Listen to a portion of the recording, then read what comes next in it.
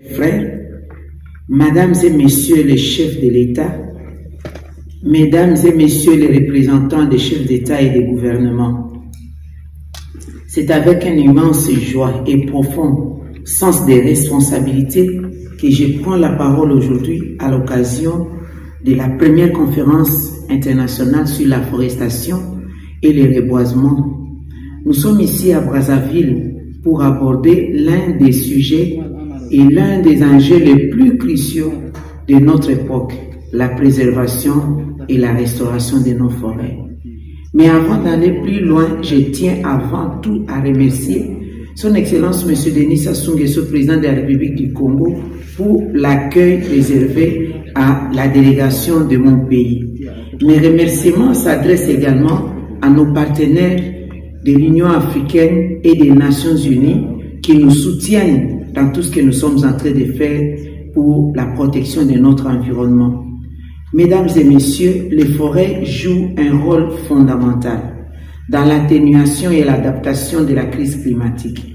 Elles sont les poumons de notre planète, absorbant le dioxyde de carbone et produisant l'oxygène vital pour la survie de toutes les espèces.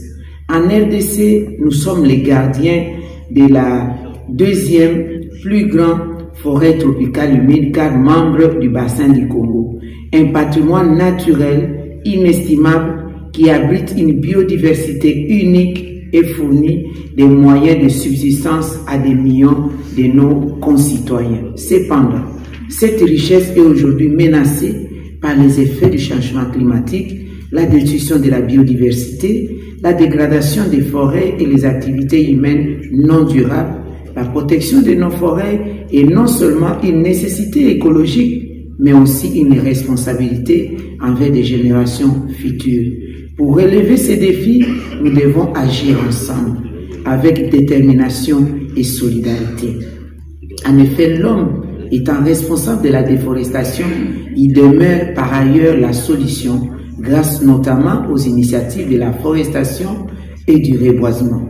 La solidarité et la coopération internationale sont donc essentielles pour la réussite de nos efforts de conservation et de reboisement. Aucun pays ne peut à lui seul résoudre les problèmes environnementaux mondiaux.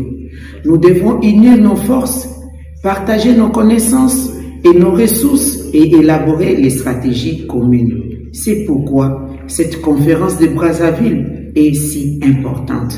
Elle offre une plateforme pour définir ensemble des stratégies efficaces et inclusives et pour renforcer notre engagement collectif en faveur de la protection et de la gestion durable de nos ressources forestières.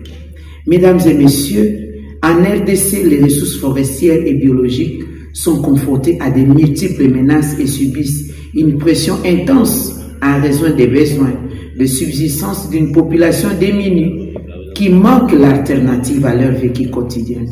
L'agriculture itinérante surbrûlée, l'exploitation artisanale du bois et la production du charbon du bois pour besoin d'énergie, l'exploitation minière, les conflits armés sont ainsi cités parmi les moteurs de déforestation. Ainsi, les taux de déforestation en RDC varient entre 0,4 et 0,3% dans notre massif forestier en fonction des régions, des activités anthropiques et des densités démographiques, ce qui, à terme, menace durablement la conservation de ces forêts.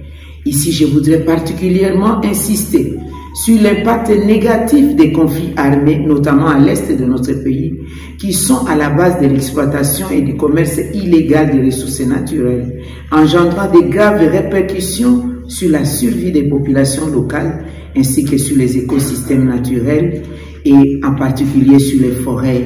À l'heure qu'il est, le parc national de Virunga, plus vieux parc d'Afrique et patrimoine mondial de l'UNESCO, est en train d'être dévasté par l'activisme des terroristes soutenus par certaines forces extérieures hostiles dans l'indifférence de la communauté internationale.